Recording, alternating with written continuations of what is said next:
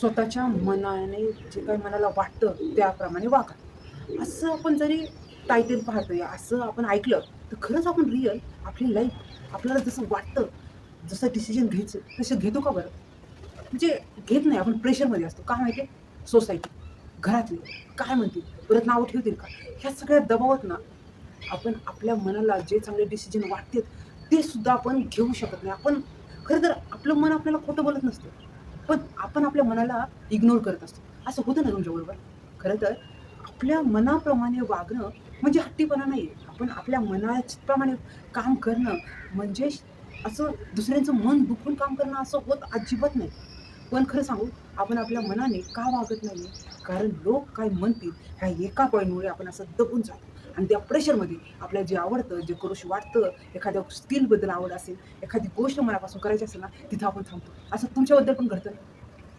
पण आत्तापर्यंत अशा लोकांनी इतिहास घडवला आहे, की म्हणजे मनाने तुम्ही काही डिसिजन घेतात ना, त्यावेळेस लोकं जवळ येऊन तुमच्यावर विश्वास ठेवत नाही. तुम्हाला सांगतात, "करू नका, थांबा," हसतात. खरं तर लोक नंतर त्या कामाच्या नंतर, रिझल्टच्या नंतर आपल्याला कौतुक करतात, आपल्याला छान म्हणतात. पण त्याच्या अगोदर आपल्या स्वतःवरती, स्वतःच्या मनाप्रमाणे काम करावं लागतं. नंतरच लोक आपल्याला ओळखतात. खरं तर आपण आपल्याला ओळखायला हुशार असतो. आपण आपल्याला ओळखतो. आपल्याला आपली हौस कळते. आपल्याला काय आवडत नाही ते सगळं कळतं. पण फक्त समाजाच्या प्रेशरने आपण दबून जातो. कारण ज्यावेळेस खरं तर आपण आपल्याप्रमाणे, आपल्या मनाप्रमाणे वागायला लागतो ना, त्याच्यानंतर आपल्याला त्याचा सुकून मिळतो आणि आपल्याला त्यात शांती मिळते आणि त्या कामात आपल्याला आनंद मिळतो आणि त्याच्यानंतर इतिहास घडतो. हे सगळं सांगितल्यावर विश्वास नाही ना बसत. तर बघा, आपण छोटी स्टोरी बघू. आपल्याला दशरथ मांझी तर माहीतच आहे. त्याची स्टोरी अशी आहे, की तो जिथं राहत होता, तिथून शहर लांब असल्यामुळं त्याची बायको ज्यावेळेस आजारी पडली, त्यावेळेस त्याचा नाईलाज झाला. तिला कसं घेऊन जाऊ, कसं कसं तिला वाचवू, ह्या विचारात ती बिचारी राहिलीच नाही. ती एक्सपायर झाली. आणि मग काय, त्याच्या डोळ्यामध्ये जे काही होतं ते सगळी आग होती, सगळा राग होता, की जर इथे एक रस्ता असता, तो रोड असता, तर माझ्या बायकोची मी जीवन वाचवले असते. आणि त्या एका ध्येयामुळे, एका टार्गेटमुळं आणि एका गोष्टीमुळं त्याने स्वतःला पाहितलं आणि स्वतःच्या मनाप्रमाणे तो करायला लागला. त्याने त्याच्यानंतर एक शपथ घेतली, की "जब तक तोडूंगा नहीं, तब तक छोडूंगा नहीं." म्हणजेच काय केलं त्याने? एका हातात छन्नी घेतला, एका हातात हातोडी घेतली आणि त्याच्या नजरेसमोर होता हजारो हजारो टनाचा डोंगर. मग काय? ज्यावेळेस त्यांनी ते छन्नी हातोडीने काम चालू केलं ना, त्यावेळेस लोक त्याला म्हणत होते, "अरे सोडून दे, कशाला करतोय? सोडून दे, सोडून दे." पण खरं सांगू, त्यावेळेस तो म्हटला म्हणजे त्यांनी ते येड्याचंच सॉन्ग घेतलं. आपलं यायचं, करायचं, यायचं, फोडायचं, यायचं, फोडायचं. हे रिअल लाईफ तो जगलाय.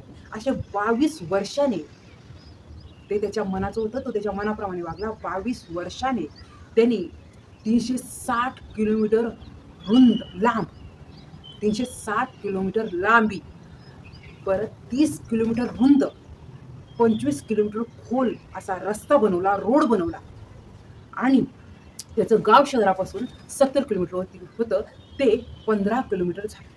कारण मधला रस्ता त्यांनी जागा केली आणि त्याच्यानंतर काय, सगळे त्याच्या बायकोवर जी सिच्युएशन आली होती, ती इतर लोकांचे प्राण वाचले त्याच्या एका डिसिजनमुळं. आणि ही म्हणजे रिअल लाईफ, ही म्हणजे स्वतःच्या मनाप्रमाणे जगणं.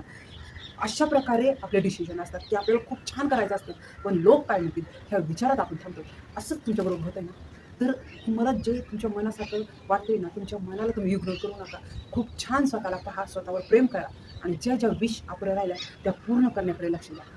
कारण जग नंतर येतं तुमच्याकडे, जसं दशरथ मांझीकडे. मग काय, सगळे न्यूजपेपरवाले, मीडियावाले सगळे त्याला भेटायला आले. पण जे 22 वर्ष त्याने जे काम केलं ना, त्यावेळेस तो एकटा होता. तशाच प्रकारे आपण आपल्या विशप्रमाणे आपल्या स्वतःवर काम करू आणि खूप छान मनाला खुश करू आणि रोज खुश राहू. वेळात वेळ काढून तुम्ही माझा व्हिडिओ ऐकला त्याच्याबद्दल खूप सारे धन्यवाद. व्हिडिओ जर आवडला तर नक्कीच लाईक करा. Thank you.